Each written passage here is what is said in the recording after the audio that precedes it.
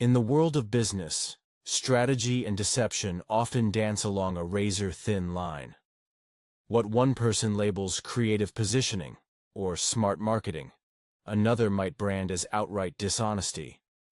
The distinction can be murky, like a shadow shifting in dim light, and sometimes you don't see the truth until it's too late, until the consequences come crashing down.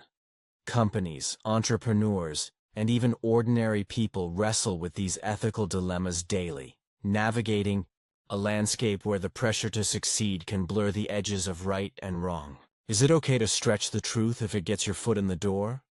Where does ambition end and deceit begin? Consider the examples we see all around us. An online store pumps up its credibility with glowing customer reviews, except some of those customers are bots or paid shills who never bought a thing. A fledgling startup lists team members on its website. Impressive names with fancy titles, but they're just placeholders. People who haven't signed on and might not even know they're being showcased. A social media influencer posts about their million-dollar lifestyle, complete with rented cars and staged photos, all to sell a $49 e-course on how to get rich. These aren't hypotheticals, they're plays from a modern playbook. But where do we draw the line between clever hustle and flat-out fraud? Let's zoom in on a real-world scenario.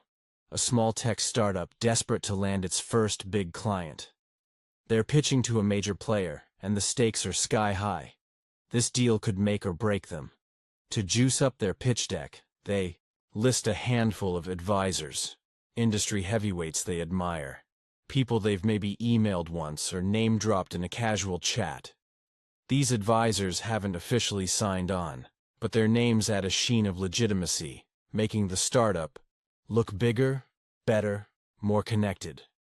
The goal is simple: credibility. The client's impressed. The deal inches closer. But then one of those advisors stumbles across the deck online, realizes they've been roped in without consent, and fires off a public call-out on X. "I've never heard of these people. Stop using my name." What started as a harmless embellishment spirals into a reputation disaster. Trust evaporates, the deal collapses, and the startup's left scrambling to explain itself. A calculated risk turned into a self-inflicted wound. This is the tightrope of ethics in action. Gray areas like these pop up in every industry, from tech to retail to personal branding. Some businesses lean hard into the ambiguity, pushing the envelope to stand out in a crowded market. Think fake testimonials, inflated metrics, or partnerships that exist only on paper. Others play it safe, paralyzed by the fear of backlash, sticking to the straight and narrow even when it means slower growth.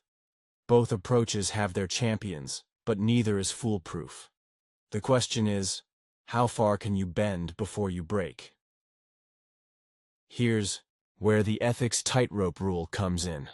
A simple gut check to keep you grounded. If this decision went public tomorrow, if every detail hit the headlines or blew up on X, would I be comfortable standing by it? Could I explain it without squirming, without hiring a PR firm for damage control? If the answer is no, or even a shaky maybe, it's a red flag. If you'd be racing to justify, backpedal, or delete evidence, it's probably a risk not worth taking. This isn't about perfection. It's about clarity. It's a filter to cut through the noise of temptation and short-term thinking. Because here's the rub. Bending the rules might deliver a quick win. A signed client. A viral post, a cash bump. But the long-term fallout can dwarf those gains.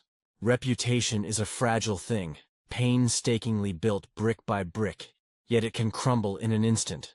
One exposed exaggeration, one misleading claim, one white lie that snowballs into a scandal.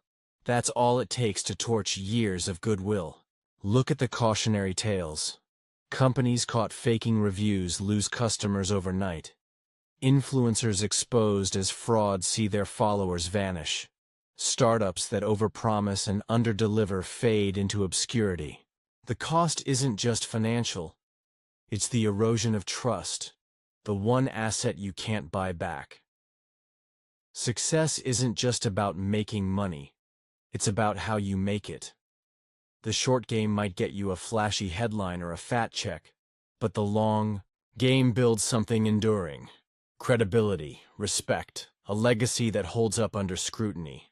Play it straight, even when no one's watching, because the world has a way of finding out eventually. In a sea of noise and hype, trust is the rarest currency, the one that never depreciates. Cash can fluctuate, trends can fade, but a reputation for integrity, that's the foundation you can build an empire on.